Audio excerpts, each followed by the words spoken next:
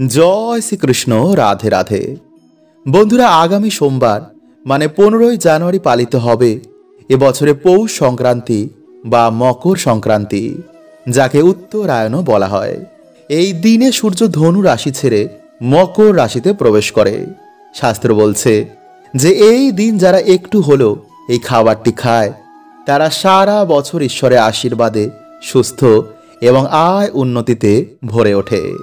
এছাড়া এই দিনে কিছু কার্যে বন্ধুরা শনির দশা কাটে, মা লক্ষ্মী ও ভগবানের কৃপায় তাদের আয় উন্নতি বৃদ্ধি পায়, কাজে সুফল আসে এবং সূর্য নারায়ণ দেবের কৃপায় তাদের দুর্ভাগ্য কাটে, মান সম্মান বৃদ্ধি পায় এবং সোমবার মহাদেবের কৃপায় তারা বিশেষ ভাগ্যশালী হন। যেমন এই সোমবার সংক্রান্তির মহাযোগে সবথেকে গুরুত্বপূর্ণ কাজ হচ্ছে যে সিঁদুরে এই জিনিসটি মিশিয়ে আপনারা সারা বছর ব্যবহার করুন।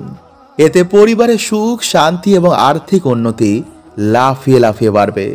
এছাড়া এই দিনে কিছু ভুলেও কিন্তু বন্ধুরা বা এই খাবারগুলো খেলে আমাদের সৌভাগ্য নষ্ট হয়ে যায়, ফলে সারা মাস এবং নতুন বছরে আমাদের বিভিন্ন রকম সমস্যায় ভুগতে হয়। তাই অবশ্যই কিন্তু বন্ধুরা আপনারা ভিডিওটি পুরো দেখুন এবং একটি লাইক করে কমেন্টে আপনারা বলুন হর হর মহাদেব ও জয় শ্রীকৃষ্ণ। নাম্বার 1, বন্ধুরা, এই মকর সংক্রান্তির দিন ঘি, গুড়, কম্বল, খিচুড়ি, উড়দ ডাল, বিউলির ডাল, তিল, লাল বা হলুদ বস্ত্র, চিনি কোনো গরিব দুঃখীকে দান করলে বা কোনো পশু পাখিকে এই দিনে অন্ন দান করায় মানুষেরা নিজের সাথে সাথে তাদের মৃত পূর্বজের আত্মারও উদ্ধার করে দেয়। ফলে বহু দুর্ভাগ্য এই দিনে কাটে, শনির দশা কাটে, বৃহস্পতির সুফল তাদের জীবনে পড়ে এবং জীবের সেবায় ঈশ্বর অত্যন্তই প্রসন্ন হন। ফলে এই দিনে এই কার্যে তাদের মনোবাসনাও পূর্ণ হতে পারে। নাম্বার 2, বন্ধুরা, এই দিনে ভুল করেও কিন্তু আপনারা কাউকে ঝাড়ু, লোহা, প্লাস্টিকের জিনিস, ধারালো জিনিস, সিঁদুর, কোনো আমিষ জাতীয় খাবার বা সন্ধ্যের পর কিন্তু আপনারা টাকা, লবণ, দুধ মানে কোনো সাদা জিনিস কিন্তু কাউকে দান করবেন না বা ধার দেবেন না। নাম্বার 3, বন্ধুরা, এই দিনে ভুল করেও কিন্তু আপনারা দূরে কোথাও বাড়ি থেকে যাত্রা করবেন না এবং বাড়ি থেকে ভুলেও কিন্তু কাউকে তাড়াবেন না, এমনকি পশু পাখিদেরও। নাম্বার 4, বন্ধুরা, এই দিনে স্নান না করে কিন্তু আপনারা কোনো খাবার খাবেন না। তাই সকাল সকাল আপনারা এই দিনে স্নান করে বাড়িতে ভগবান বিষ্ণু বা মা লক্ষ্মীর আপনারা আরাধনা বা পুজো অর্চনা দিন। পারলে এই দিনে অবশ্যই আপনারা কোনো নদীতে গিয়ে কিন্তু স্নান অবশ্যই করুন, কারণ এই দিনে বহু দেবী দেবতারা নদীতে স্নান করতে আসেন। ফলে সেই জল স্পর্শ করাতে আমাদের বহু দুর্ভাগ্য নাশ হয়ে যায় এবং এই দিনে বন্ধুরা বহু দেবী দেবতারা আমাদের বাড়িতে এসে আমাদের আশীর্বাদ দিয়ে যান। তাই সকাল সকাল এই দিনে আপনারা ঘুম থেকে উঠে ভগবানের নাম কীর্তন করতে একদম ভুলবেন না। বন্ধুরা, হিন্দু শাস্ত্র অনুসার এই দিনে বাড়িতে ভগবান সত্যনারায়ণ পুজো বা ভগবান শ্রীকৃষ্ণ রাধা রানীর পুজোর এক বিশেষ মাত্রা রয়েছে। মানা হয় এই দিনে বাড়িতে ভগবানের পুজো নাম কীর্তনে মানুষের বহু গুণ দুর্ভাগ্যের নাশ হয়ে যায়। তাই এই দিনে অন্তত আপনারা একটি আসনে বসে ওম নমো নারায়ণের নমঃ এই মন্ত্রটি আপনারা 108 বার জপ করবেন। এছাড়া বন্ধুরা আপনাদের একটি টোটকা বলছি, যা আপনারা শনিবার দিন রাত 9:30 পর করবেন। এতে আপনাদের আর্থিক ভাগ্য অবশ্যই খুলবে এবং আপনাদের বাড়িতে আবার সুখ শান্তি ফিরে আসবে।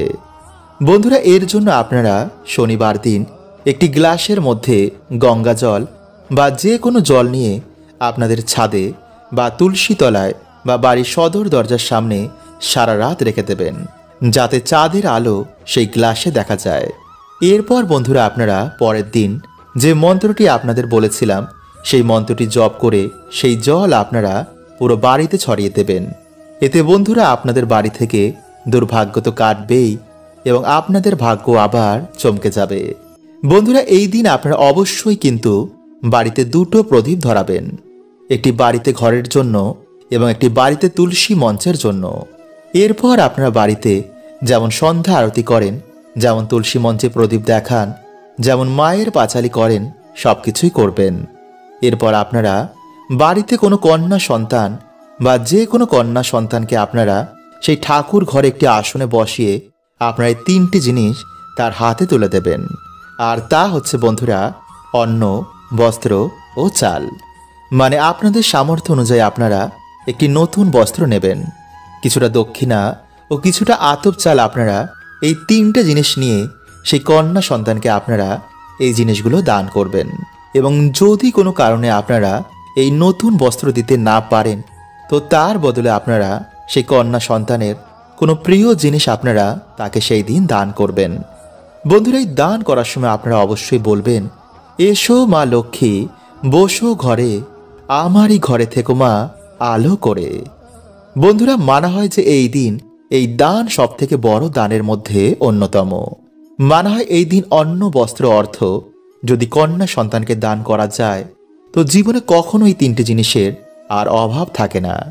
তাই এই দিন বন্ধুরা আপনারা কিন্তু অবশ্যই কোনো কন্যা সন্তানকে এই অন্ন, বস্ত্র, অর্থ দান করার চেষ্টা করবেন। বন্ধুরা, বাড়িতে এই দিন ঠাকুরকে কোনো ভোগ না দিয়ে কিন্তু আপনারা কোনো রকম খাবার খাবেন না। তাই সকাল সকাল আপনারা স্নান করে ভগবানের পুজো অর্চনা করার পর ভগবানকে ভোগ দেওয়ার পরই আপনারা প্রসাদ রূপে তা বাড়িতে সকলে গ্রহণ করে দিনটি শুরু করুন। নাম্বার 2, বন্ধুরা, এই দিন আপনারা স্নান করে আসার পর সূর্য নারায়ণ দেবকে কিন্তু জল অবশ্যই অর্পণ করুন। কিভাবে আপনারা জল অর্পণ করবেন এবং কি মন্ত্র আপনারা পাঠ করবেন তা ভিডিও শেষে আপনাদের জানিয়ে দেব। তাই ভিডিওটি অবশ্যই কিন্তু বন্ধুরা আপনারা পুরো দেখুন। নাম্বার 3, বন্ধুরা, এই দিন আপনারা বাড়িতে কোনো রকমের আমিষ রান্না করবেন না এবং খাবারে যদি আপনারা এই দিন কালো তিল মিশিয়ে খাবার খেতে পারেন তাহলে তো খুবই ভালো। নাম্বার 4, বন্ধুরা, এই দিনে আপনারা কারোর সাথে কোনো রকমের ঝগড়া ঝামেলা করবেন না, কারণ মনে এই দিনে আপনারা কোনো রকমের দুঃখ দেবেন না। নাম্বার 5, বন্ধুরা, এই দিনে যদি আপনাদের বাড়িতে কোনো গরিব দুঃখী আসে বা কোনো ভিখারি আসে, তো ভুলেও বন্ধুরা তাদের কিন্তু বাড়ি থেকে খালি হাতে ফেরাবেন না। কারণ বন্ধুরা মানা হয় যে এই দিনে কিছু দান করলে মানুষের বহু গুণ দুর্ভাগ্যের পাপের নাশ হয়ে যায়। তাই অবশ্যই বন্ধুরা আপনারা কিন্তু আপনাদের সাধ্য অনুযায়ী এই দিন কাউকে দান করুন। নাম্বার 6, বন্ধুরা, এই দিন আপনারা যতটা পারবেন পরিষ্কার পরিচ্ছন্ন থাকার চেষ্টা করুন।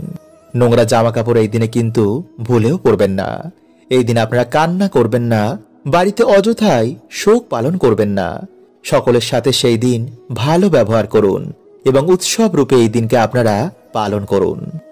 নাম্বার 7, বন্ধুরা, এই দিনে কিন্তু মহিলারা আপনারা ভুলেও মাথায় শ্যাম্পু দেবেন না।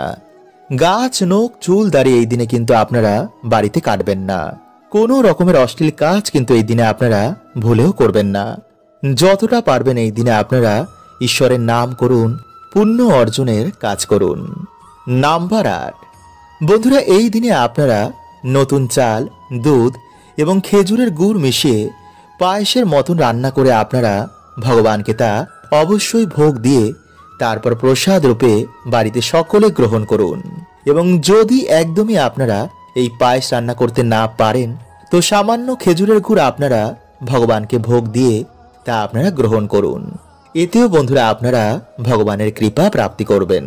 এবং এই দিনে বন্ধুরা কালো তিলের নাড়ু খেলে শনির দশা কাটে। বাড়িতে খিচুড়ি রান্না করে ভগবানকে ভোগ হিসাবে দিয়ে খেলে মা লক্ষ্মী এবং ভগবান শ্রীকৃষ্ণের কৃপা তাদের জীবনে এসে পড়ে। ফলে সর্ব কাজে, ব্যবসায়, যে কোনো কাজে তাদের সুফল প্রাপ্তি হয়, আয় উন্নতি বাড়ে এবং পরিবারে সুখ শান্তি বৃদ্ধি হয়। এবং এই সোমবার সংক্রান্তির মহাযোগে সবথেকে গুরুত্বপূর্ণ যে কাজটি আপনাদের বলেছিলাম যে সিঁদুরে কোন জিনিসটি মিশিয়ে আপনারা সারা বছর ব্যবহার করলে আপনাদের আয় উন্নতি বাড়বেই, চলুন আমরা জেনে নিই। বন্ধুরা, হিন্দু ধর্মে সিঁদুরের গুরুত্ব অপরিসীম। প্রাচীনকাল থেকে হিন্দু মহিলারা বিবাহের পর সিঁথিতে সিঁদুর পরেন। মানা হয় সিঁদুরের কিছু নিয়ম পালন করলে স্বামীর যেমন আয়ু বৃদ্ধি হয়, তেমনি আয় উন্নতিও কিন্তু বাড়ে। আবার সিঁদুরের কিছু ভুলেও বন্ধুরা স্বামীর আয় উন্নতির পথেও কিন্তু বাধা এসে দাঁড়ায়, মানে স্বামীর জীবনে এসে পড়ে চরম দুর্ভাগ্য।